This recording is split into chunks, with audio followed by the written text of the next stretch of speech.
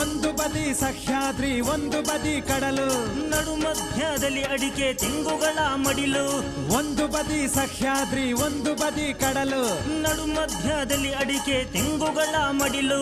ಸಿರಿಗನ್ನಡದ ಚಪ್ಪಲವೇ ನನ್ನ ಜಿಲ್ಲೆ, ಇಲ್ಲಿಯೇ ಇನ್ನೊಮ್ಮೆ ಹುಟ್ಟುವೆನು ನಲ್ಲೆ.